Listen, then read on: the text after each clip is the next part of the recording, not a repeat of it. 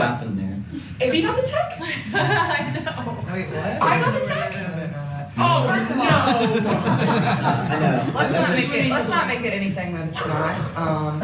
It was just a good play on the basketball. I'm not sure what the refs saw to upgrade it, and that's up to their discretion after watching the initial whatever happened during the play and then whatever happened after. We watch a lot of basketball. It's a take foul to put them at the free throw line. I'd rather give up 2 points. I've watched a lot of basketball in my life. That's exactly what it was. I wasn't trying to do anything malicious. That's not the type of player I am. So, yes, wasn't anything like that. And I went for the ball, and it's clear as day in the replay. You watch it. It shouldn't have been upgraded. But again, that's up to the ref's discretion. But I appreciate AB having my back. I guess I don't even know what she did. I didn't see that.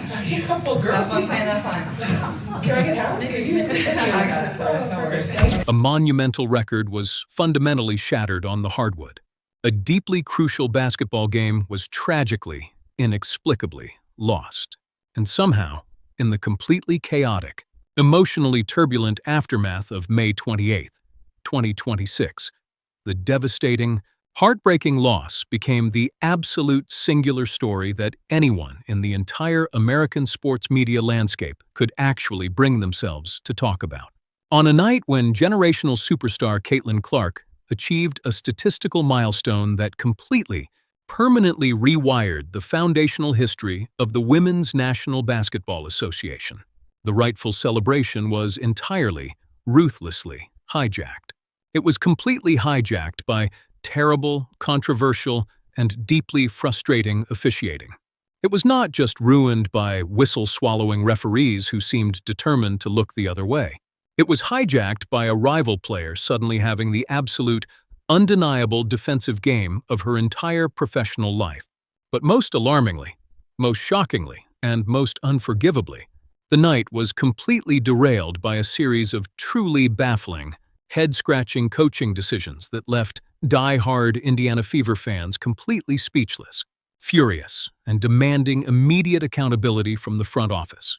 She officially became the absolute fastest player in the entire multi-decade history of professional women's basketball to reach the dual pinnacle of 1,000 career points and 500 career assists. It is a staggering, mind-bending statistical record that might genuinely never be broken again in our lifetimes. Yet, despite etching her name in the permanent halls of basketball immortality, she walked off the Chase Center hardwood looking absolutely defeated, exhausted, and feeling like she had just been the victim of a highway robbery in broad daylight. How exactly does a night of unparalleled, record-setting basketball brilliance violently devolve into a heartbreaking, catastrophic two-point defeat? How does a team with championship-level aspirations completely implode when the bright lights shine the absolute brightest on national television broadcasts? Today, we are going to look strictly at the game tape, expose the flawed defensive schemes, break down the catastrophic bench management, and uncover the completely unfiltered, undeniable truth about why Caitlin Clark's historic milestone was completely ruined. To truly understand the deep tragedy of how this specific basketball game ended, you absolutely first have to understand the sheer, overwhelming magnitude of the milestone that took place in the first half. Let us put the proper respect on her name and her game right now. 500 career assists do not just happen by accident, and they certainly do not happen overnight. They are the ultimate, undeniable testament to an elite, next-level basketball intelligence quotient, an otherworldly, almost psychic court vision, and an absolute, terrifying offensive dominance that keeps opposing coaches awake at night. Going into Thursday night's highly anticipated, heavily publicized matchup against the Golden State Valkyries, Clark needed exactly 3 assists to reach that legendary 500 mark. She was already riding an unbelievable, scorching hot, active streak of 5 consecutive 20-plus point games to open the season. The level she was operating at was nothing short of extraterrestrial, occupying a plane of offensive existence that very few professional athletes ever even catch a glimpse of in their entire careers. Reaching that 500 assist number was never, at any point, a question of if she would do it. It was simply a matter of when the inevitable would finally occur. And the answer to that question stunned even the most seasoned basketball analysts in the country. 59 career games. Please, let that number completely sink into your brain for a second. 59 games. In that impossibly short, highly compressed time frame, Caitlin Clark crossed the 1,000-point and 500-assist threshold simultaneously. To put that into proper historical perspective, she accomplished this incredible feat 23 games faster than the absolute basketball legend, Sue Bird. She did it 25 games faster than the current New York Liberty superstar, Sabrina Ionescu. Dawn Staley, a first-ballot Hall of Famer, an absolute icon of the sport, and one of the most brilliant, strategic point guards to ever lace up a pair of sneakers, needed 101 games to reach those exact same numbers. Clark nearly cut that time in half. It is a statistical anomaly that completely breaks the traditional math of professional basketball. Reaching 1,000 points requires an elite, ruthless, absolute killer instinct for scoring the basketball against the best defenders in the world. Reaching 500 assists requires a fundamentally selfless, masterful, deeply intellectual understanding of playmaking, spacing, and team dynamics. Doing both of these things at the exact same time, faster than any human being in league history, means Caitlin Clark is not just playing the game. She is completely redefining what productive, high-level professional basketball even looks like for future generations of athletes. She currently sits at an absurd 8.6 career assists per game, completely, overwhelmingly dwarfing Courtney Vandersloot's 6.6 overall average and Sabrina Ionescu's 5.9. She hasn't just reached the elite level of the absolute all-time greats. She has entirely, definitively lapped them on the historical track, leaving them entirely in her rearview mirror. The actual moment the record was officially broken was pure, unadulterated basketball poetry in motion. It happened right in the middle of the second quarter, a moment that should be framed in the Louvre. The Indiana Fever secured a hard-fought defensive rebound off a missed Valkyrie's shot. Clark received the outlet pass just beyond her own half-court line. Her teammate, Sophie Cunningham, was already sprinting down the lane in fast break transition, moving like an absolute blur toward the opposing basket. Without a single moment of hesitation, without even fully setting her feet or squaring her shoulders to the rim, Clark launched a direct, full-speed, laser-guided dime from beyond the half-court logo. The basketball sailed through the arena air like a homing missile, hitting Cunningham perfectly, flawlessly in stride for an incredibly easy, uncontested layup. It looked entirely routine. It looked like a simple, low-effort practice drill. But that is the ultimate, defining signature of an elite playmaker operating at the absolute, untouchable peak of their incredible powers. The hardest, most mathematically improbable passes look completely, utterly effortless when the true greats execute them on the floor. For one brief, shining, perfect moment, the night belonged entirely to history.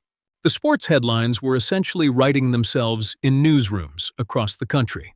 It was a clean, uncomplicated, joyous celebration of a generational player doing something the sport has literally never, ever seen at this incredible, blistering pace. But then, the halftime buzzer sounded, echoing loudly through the Chase Center. The teams retreated to the locker rooms to make their adjustments. And when they returned for the final 20 minutes of action, the entire script was completely flipped upside down, and everything began to systematically, catastrophically fall apart piece by agonizing piece. The second half of this basketball game was, in the most literal, objective sense, a completely different reality from the first. Indiana came out of the locker room tied up at 44 points apiece. The momentum was palpable, hanging thick and heavy in the arena air.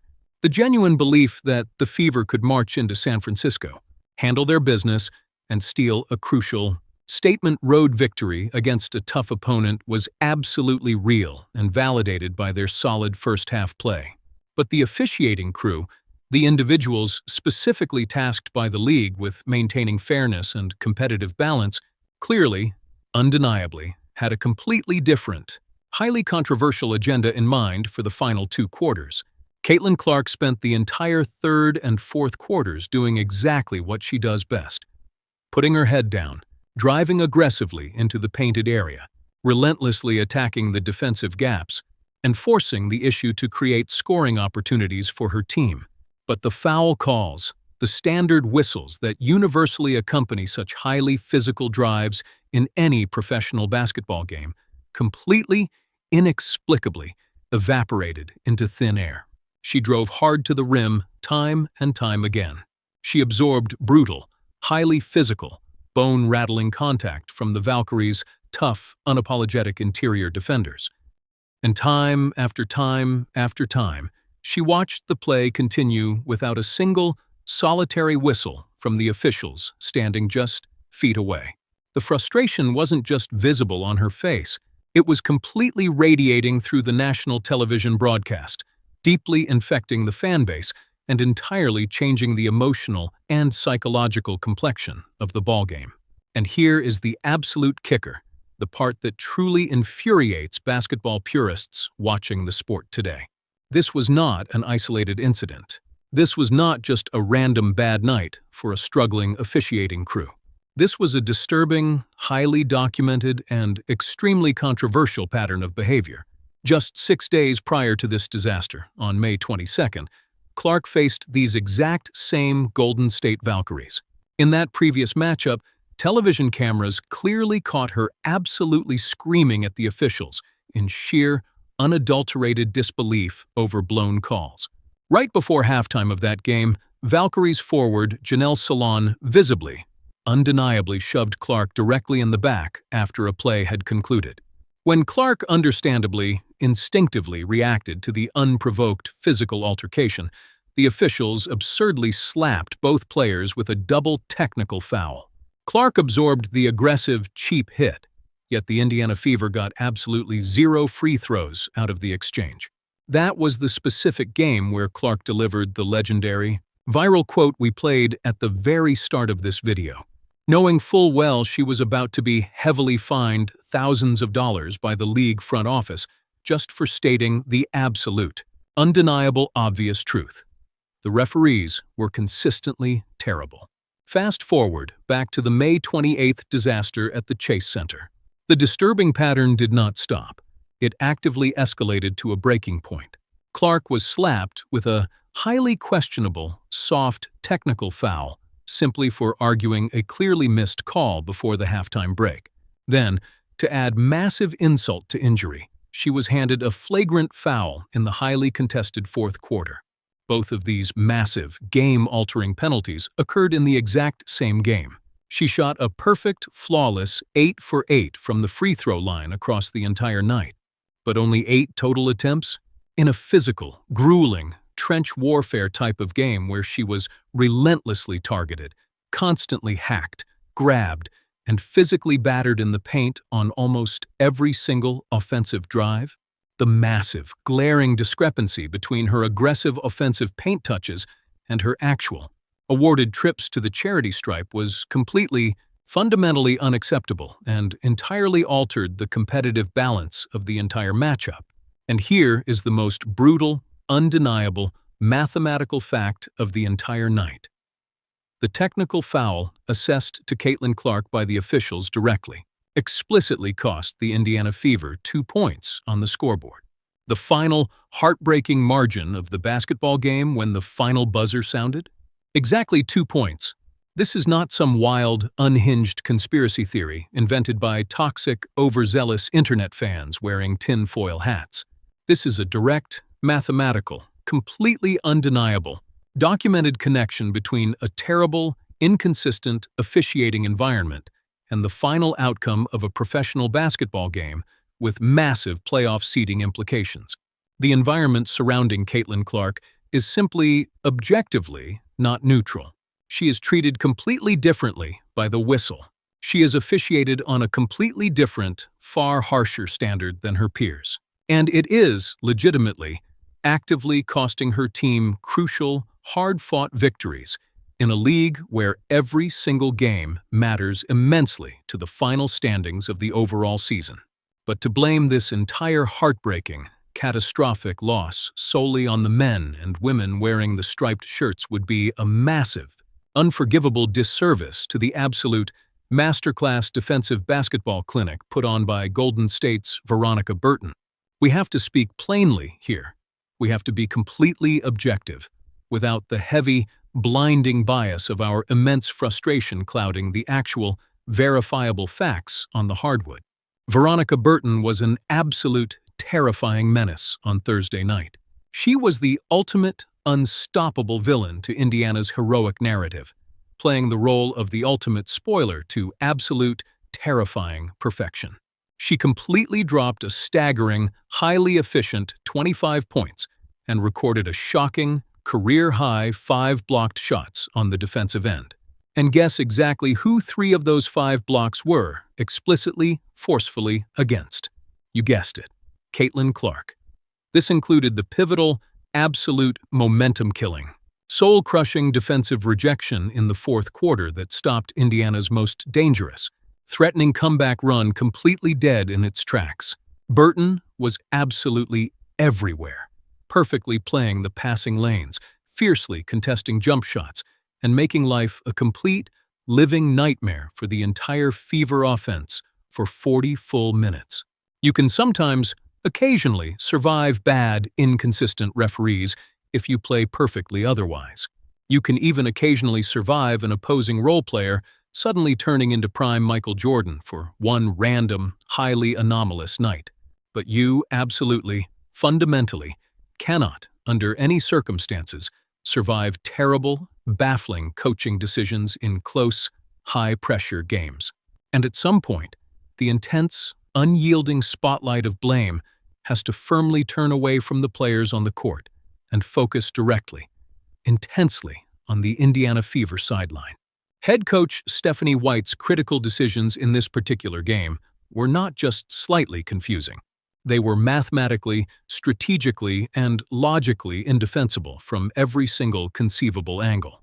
Let us talk deeply about the absolute most glaring, unbelievable, fireable failure of the entire night, the incredibly poor treatment and completely baffling utilization of Raven Johnson. Johnson played exactly 21 minutes and 20 seconds in this highly contested game. In those highly limited, restricted minutes, she was an absolute offensive supernova for the Fever. She scored a rapid, highly efficient 16 points. She shot an incredible 7 of 10 from the field. That is a scorching, unbelievable 70% shooting accuracy against a tough defense. She was a perfect 2 for 3 from beyond the three-point arc. She was a +4 in the crucial plus-minus category on the night. She was, without a shadow of a doubt, the single most efficient, dangerous, and reliable offensive weapon on the entire floor for the Indiana Fever. And what exactly did head coach Stephanie White decide to do with her absolute best, hottest offensive weapon? She completely, inexplicably glued her to the bench for the entire first 30 minutes of the basketball game. Please, let that unbelievable fact truly sink into your mind. While the Fever were desperately clawing, scratching, and fighting just to stay alive in the contest, while the Fever's starting lineup collectively shot an abysmal, game-losing 3 of 12 from the field, the obvious answer was sitting right there on the sideline, completely ignored by the coaching staff. The historic milestone was completely ruined,